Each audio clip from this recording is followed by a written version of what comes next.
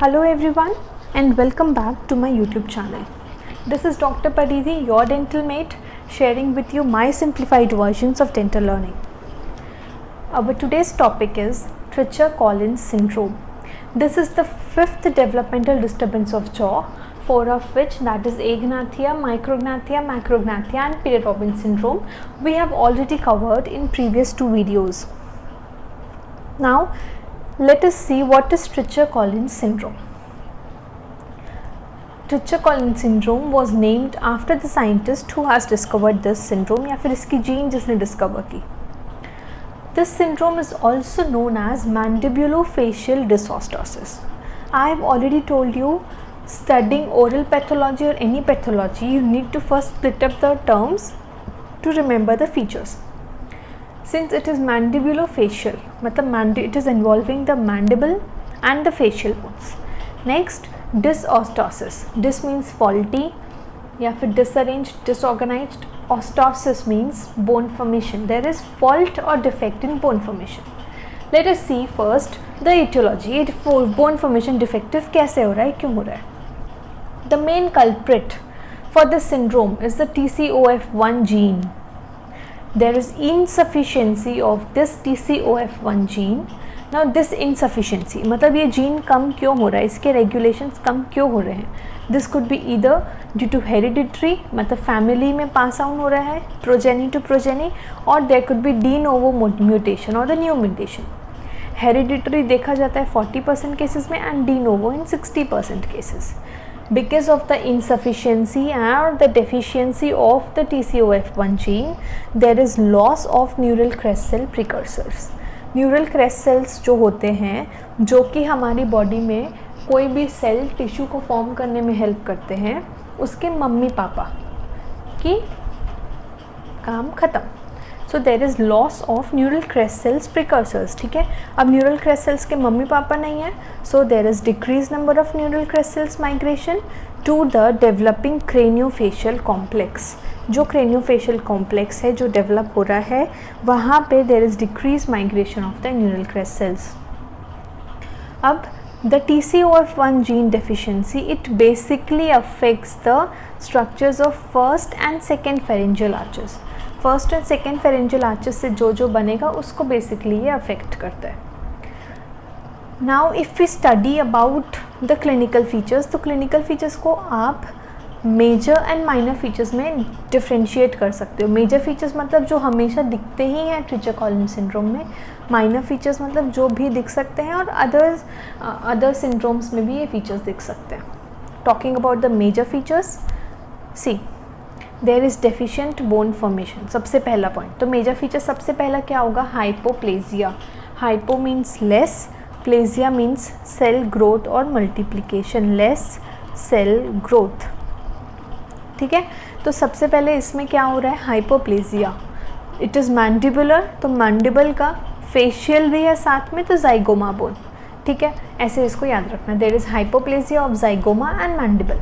Next, it is MC. This syndrome is MC. What? There is microotia. Microotia मतलब क्या? Otia relating to ears. Micro मतलब small, छोटे कान रहेंगे. ठीक है, छोटू छोटू कान. Small malformation of ears. Next, there is coloboma of the lower eyelid and there is deficiency of the eyelashes. ठीक है, coloboma मतलब क्या? Coloboma is the curtled और शॉर्ट, छोटा हो जाना या कर्ल हो जाना है आईलिड का. तो जो लोअर आईलिड है दैट इज़ टर्न्ड आउटवर्ड्स. ठीक है, a very good image of this syndrome is given in shepherds. ठीक है, तो इसमें क्या होता है? लोअर आईलिड जो है वो कर्ल हो जाती है, आउटवर्ड टर्न हो जाती है एंड देयर इज़ डेफिशिएंसी और absence of the eye lashes. ठीक है, तो क्या क्या है? तीन मेजर फीचर्स. सबसे पहले तो बोन से रिलेटेड है, तो हाइपोप्लेजिया ऑफ क्या क्या? मैक्सिलोफेशियल, मैंडिबुलोफेशियल डिसोस्टोसिस है, तो एक मैंडिबल और एक zygoma. Next, this syndrome is MC, so there is microtia, कान छोटे छोटे हो रहे हैं. Next, there is coloboma of the lower eyelid and there could be deficiency और absence of the eye lashes. Now talking about the minor features, और क्या क्या दिख सकता है associated with this? There could be external ear abnormalities could be seen, such as hearing loss. There could be cleft lip with or without cleft palate. Along with this, एक important feature और है जो कि कभी कभी दिखता है, that is anti mongoloid palpebral fissure. Anti mongoloid palpebral fissure मतलब देखो, अब अगर हम लोग अपनी आईज ड्रॉ करते हैं, ठीक है, ये नोज़ और ये एक और eyes, so this is the nasal corner of the eyes, ये नाक के पास वाला, and this is the temporal corner of the eyes, क्योंकि यहाँ पे टेम्पोरल बोन आएगी। सो इसमें देखो nasal corner of the eyes जो है वो क्या होती है, it is generally at a lower position as compare to the temporal corner, ठीक है। नेज़ल कॉर्नर ऑफ आई जो है वो जनरल कंडीशन में नेज़ल लोअर होती है as compare to the temporal, but इस कंडीशन में there is anti mongoloid palpebral fissure, मतलब उल्टा हो जाता है। क्या होता है इसमें, the nasal corner is higher placed as compare to the temporal. Nasal corner of the eye जो है वो ऊपर प्लेस्ड रहती है, ठीक है। ऐसे आंखें दोनों इसकी ऊपर दिखेंगे ऐसे, क्योंकि जो nasal corner of the eye है that is higherly placed as compare to the temporal corner, तो दोनों आंखें से उठी उठी दिखती है, ठीक है। That is the anti mongoloid palpebral fissure, ठीक है। तो क्या है ये, इसके फीचर्स क्या क्या हैं, it is as, hypoplasia, MC and S, ठीक है। So this syndrome is as, MC and S. Now talking about one more feature which is seen is there is preauricular hair displacement. Preauriculars के जो है, preauricle का जो hair है वो displace हो जाता है। कहाँ दिखता है, ears के just front में, in front of the ears lateral to the cheekbone, यहाँ पे, ठीक है। यहाँ पे hairs दिखेंगे ऐसे triangular form में mostly दिखते हैं। There is hair growth in front of the ear lateral to the cheekbone.